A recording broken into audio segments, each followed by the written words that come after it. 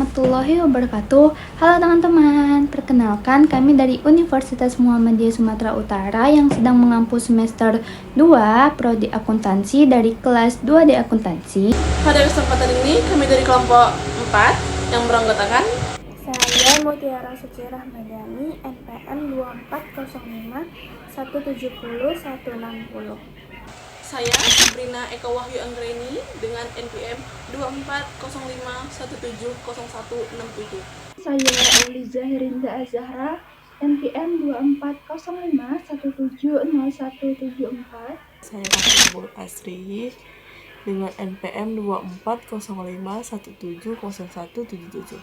Saya Reki Zahra, NPM 2405170184. Video ini dibuat untuk memenuhi tugas mata kuliah praktikum dasar akuntansi dengan menjelaskan bukti-bukti transaksi. Yang biasa sering kami gunakan dalam proses kegiatan akuntansi, adapun yang akan kami jelaskan. Pertama ada faktur.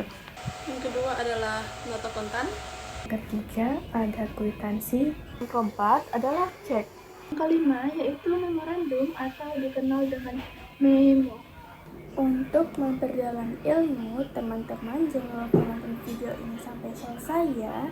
Enjoy for watching.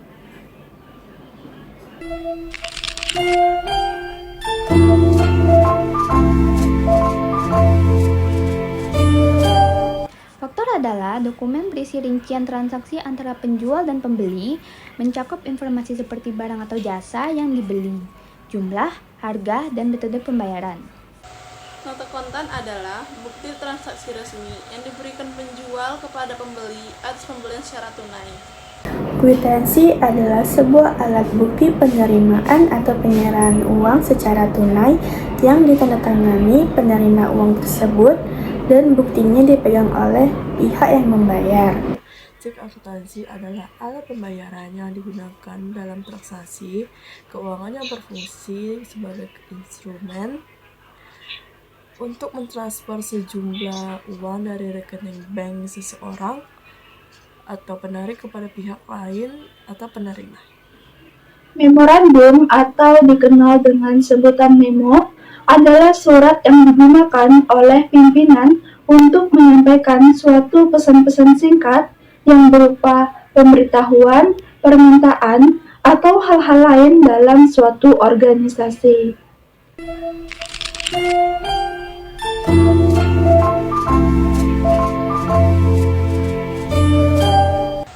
Nota kontan dapat membantu perusahaan dalam mencatat pemasukan dan pengeluaran, serta nota ini dapat digunakan untuk mengklaim garansi atau mengajukan komplain jika ada ketidaksesuaian produk. Kwitansi juga memiliki beberapa fungsi. Yang pertama, sebagai bukti bahwa pembayaran telah dilakukan antara pihak pembeli dan penjual. Yang kedua, sebagai tanda bukti pembeli memberikan uang. Yang ketiga, sebagai tanda bukti yang sah jika suatu hari nanti ada pemeriksaan berkas-berkas. Fungsi ceknya yaitu cek yang digunakan sebagai alat pembayaran yang aman dan dapat diandalkan, yang memungkinkan transaksi tanpa perlu menggunakan uang tunai sehingga mengurangi risiko kehilangan atau pencurian. Memo memiliki fungsi diantaranya yang pertama, sebagai sarana untuk menyampaikan informasi penting.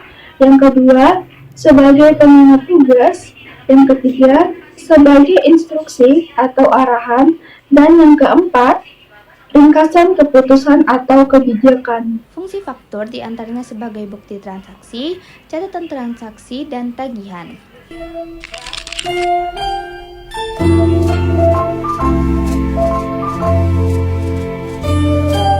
Lembar asli diberikan kepada pihak yang melakukan pembayaran atau pembeli, dan lembar catatan arsip diberikan kepada pihak yang menerima pembayaran atau si penjual.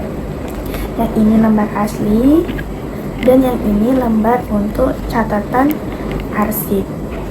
Memo asli diberi kepada pihak yang membutuhkan informasi tersebut dalam rangka menjalankan tugas yang sah. Biasanya, memo asli diterbitkan oleh atasan untuk memberi memberikan instruksi atau informasi yang diterima oleh perusahaan atau anggota organisasi. Sedangkan memo palsu biasanya diberikan kepada pihak yang tidak menyadari bahwa dokumen tersebut tidak sah, yang biasanya diterima oleh siapa saja. Terakhir, faktur pada rangkap pertama biasanya akan diberikan kepada pembeli. Rangkap yang kedua dan yang ketiga biasanya disimpan oleh perusahaan untuk arsip dan pencatatan keuangan. Nota kontan biasanya dibuat dalam 2 rangkap. Rangkap asli untuk pembeli dan rangkap salinan untuk penjual.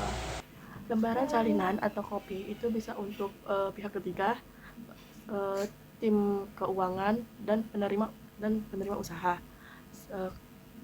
Kalau yang untuk lembaran aslinya itu diberikan ke pihak ketiga juga, terus tim keuangan serta bank.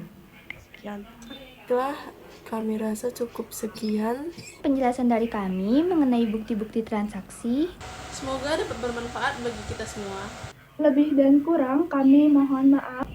Wassalamualaikum warahmatullahi wabarakatuh.